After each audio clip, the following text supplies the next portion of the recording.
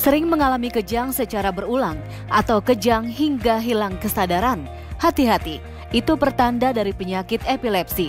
Penderita epilepsi bisa mengalami kejang dimanapun dan kapanpun tak mengenal waktu. Lalu, apa penyebab seseorang bisa mengalami epilepsi? Saksikan Hidup Sehat Plus kali ini yang akan memaparkan epilepsi secara jelas bersama Dr. Nurul Rahmawati, spesialis neurologi, dan Dr. Gigi Tengku Anissa di segmen berikut ini. Selamat menyaksikan. Jadi pemirsa di rumah nih pasti penasaran dong, apa sih itu definisi epilepsi? Jadi epilepsi itu gimana sih sebenarnya, Dok? Oke, epilepsi itu merupakan kejang berulang. Dalam 1 tahun itu bisa 2 periode atau mungkin lebih gitu. Berarti itu epilepsi itu kejang yang berulang ya, Dokter? Iya, ya? benar. Jadi kalau misalnya ada pasien baru kejang sekali, belum bisa dikatakan epilepsi. Jenis-jenisnya katanya epilepsi ini kan ada beberapa jenis. Kira-kira jenisnya itu apa aja, Dok? Jenisnya tuh macam-macam. Yang pertama, kita harus bedain dulu bahwa epilepsi ini ada 2 macam. Yang pertama epilepsi primer, di mana itu biasanya genetik dari kecil, dari bayi atau mungkin dari kecil ya, dari usia anak-anak. Nah, tapi ada juga epilepsi sekunder. Epilepsi sekunder itu biasanya sering juga sih pada anak-anak, tapi dia disebabkan oleh hal lain.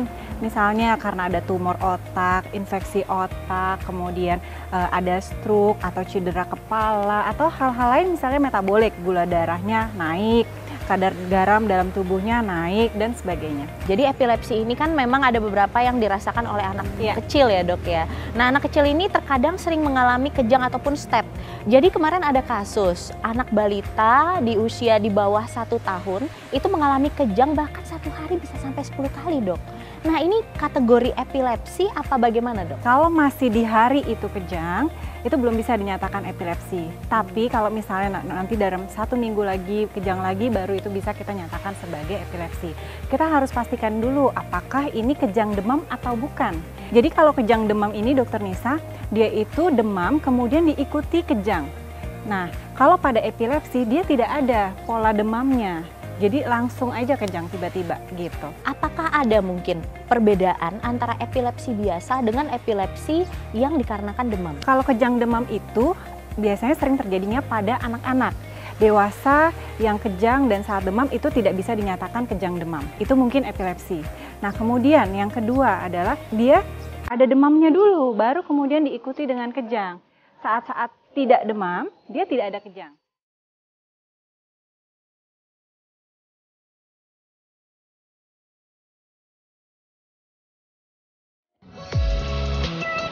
Nah, Dokter Nurul, tadi kan Dokter Nurul sempat bahas nih, kalau salah satu pemicu kejang pada pasien epilepsi itu demam nih, Dok. Ya. Nah, ada lagi nggak pemicu-pemicu lainnya yang bisa memicu terjadinya kejang pada pasien epilepsi? Ada, Dokter Nisa. Yang pertama makanan, di mana makanan ini misalnya makanan-makanan yang mengandung monosodium glutamat atau disebut juga bahasa awamnya mecin gitu ya. Kemudian yang kedua coklat.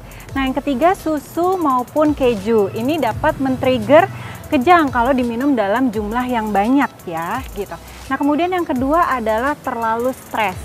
Capek ini bisa dikatakan kategori stres fisik maupun psikis, banyak pikiran gitu, itu akan men-trigger juga kejang. Kemudian hal lainnya adalah kecapean, keletihan, kemudian pasien kurang tidur. Lalu penyebab lainnya adalah kita berada di tempat panas yang terlalu lama. Jadi itu hal-hal yang perlu dihindari oleh pasien epilepsi. Jadi sebenarnya ketika epilepsi, itu apa sih mekanisme yang terjadi dalam tubuh kita, Dok? Mekanisme yang terjadi ini ketidakseimbangan di otak itu ada namanya ion-ion gitu ya. Jadi ketidakseimbangan ion-ion. Ada perubahan ion-ion di dalam otak yang kadarnya melampaui batas. Nah, itulah yang menyebabkan terjadinya kejang secara mendadak ya, Dok. Benar.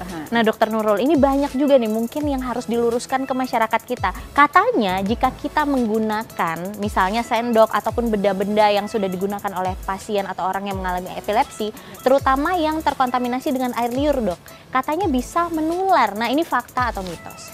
Ini mitos, Dokter Nisa. Jadi epilepsi itu tidak menular lewat droplet ataupun hal-hal lain atau bersentuhan itu tidak akan menular. Nah, jadi nih dari penjelasan Dokter Nurul tadi bisa kita simpulkan ya dok, jangan sampai orang-orang yang menderita epilepsi itu menjadi rendah diri, menjadi takut bergaul ataupun jadi stres ya dok. Iya. Karena epilepsi ini tidak menular gitu. Benar. Bahkan kita perlu mengayomi orang-orang epilepsi ini ya dok ya. Pasien epilepsi itu jangan dikucilkan. Kita harus dekatin karena kita harus tahu juga saat dia kejang apa yang harus kita lakukan gitu. Oke, nah dok, jika sudah terjadi epilepsi dok pada seseorang, apakah semakin lama dia akan semakin parah atau mungkin ada penyembuhan tertentu yang bisa terjadi dok? Yang pertama, epilepsi itu kan terjadi karena kerusakan di otak. Nah, kalau misalnya pasien tersebut kejang terus-menerus, namanya status epileptikus, kejang lebih dari 5 menit atau bahkan lebih dari 30 menit, itu akan menimbulkan kerusakan otak lagi yang lebih masif, sehingga ini tentunya akan membuat parah pasien tersebut gitu, kesadarannya atau tingkat kematiannya gitu. Oke, tapi bisa disembuhkan kan dok? Iya, epilepsi itu bisa disembuhkan. Jadi dengan cara minum obat-obatan secara teratur. Oke, berarti memang benar ya epilepsi dapat menyebabkan kematian, apalagi epilepsi yang mungkin tidak ditangani oleh pihak medis ya dok? Benar, kalau epilepsi kejang lebih dari 30 menit dan tidak ditangani oleh medis, ini tentunya akan menyebabkan kematian. Nah dok, bagaimana dengan pasien-pasien yang sudah degeneratif atau sudah tua? Apakah mungkin ini bisa makin parah atau mungkin bisa muncul tiba-tiba? Pada pasien-pasien tua ini seringkali kita menemukan pasien epilepsi. Nah, penyebabnya tidak kita ketahui dari hasil gambaran imaging otaknya, itu nggak ada apa-apa. Artinya bisa jadi ini karena proses degeneratif, karena adanya atrofi atau penyusutan pada otak tersebut. Makanya bisa terjadi kejang pada usia lanjut. Nah, bagaimana dok kalau misalnya dari muda apa yang harus kita lakukan untuk mencegah epilepsi ini bisa terjadi? Kalau untuk mencegah terjadinya epilepsi, mungkin ini mencegah terjadinya bangkitan atau kejangnya itu sendiri ya. Yang tadi kita hindarin makanan-makanan yang tentunya menyebabkan atau men-trigger terjadinya kejang. Kemudian kita harus menghindari terlalu capek fisik maupun psikis. Kemudian harus tidur cukup dan sebagainya, Dokter Nisa. Nah, selain itu kita harus minum obat secara teratur. Itu kuncinya.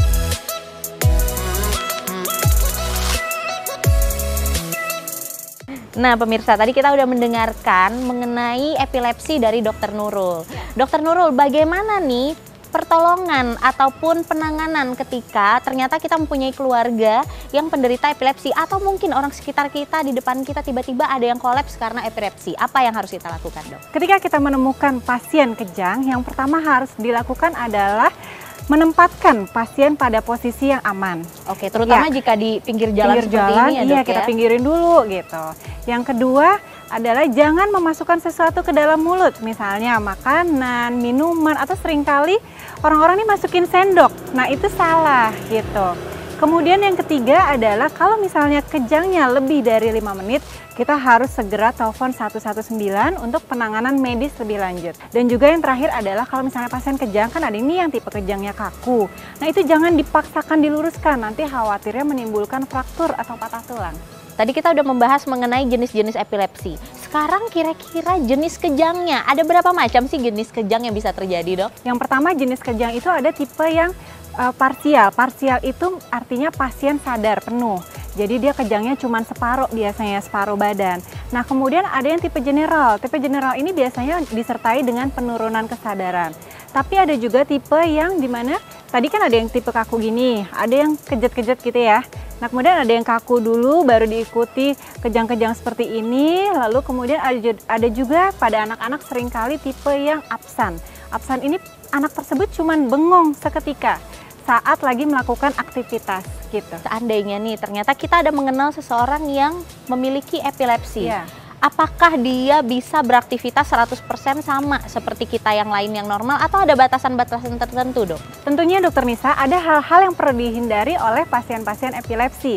Yang pertama hindari menyetir karena tentunya ini akan bahaya ketika kejang tersebut timbul saat pasien lagi menyetir. Yang kedua Dokter Nisa, kalau misalnya pasien tersebut memiliki epilepsi, jika di tempat umum misalnya di kolam renang, nah itu harus ada yang mendampingi. Karena khawatirnya ketika kejang pasien tersebut jatuh ke kolam malah membahayakan keselamatan pasien. Oke, ya. baik dok. Nah hal selanjutnya Dokter Nisa, adalah memasak atau yang berhubungan dengan api. Ini juga perlu diwaspadai oleh pasien-pasien epilepsi dan tentunya oleh keluarga pasien yang epilepsi. Sehingga ketika melakukan aktivitas-aktivitas yang tadi saya sebutkan, itu perlu pendampingan. Nah dok, ternyata memang untuk orang epilepsi itu harus didampingi ya dok, terutama dalam melakukan aktivitas-aktivitas yang vital ataupun bisa membahayakan keselamatannya. Benar. Oke, dokter terima kasih atas informasinya yang sangat penting dan menarik tentunya. Nah pemirsa, itulah dia tadi pembahasan mengenai epilepsi bersama Dokter Nurul. Saya Dokter Tengku Anissa dan Dokter Nurul untuk Hidup Sehat Plus. Menopause adalah sebuah fase reproduksi yang tidak bisa dihindari oleh kaum wanita. Meski demikian, waktu memasuki masa menopause setiap orang berbeda-beda. Dapatkah menunda masa menopause? Simak informasinya setelah yang satu ini.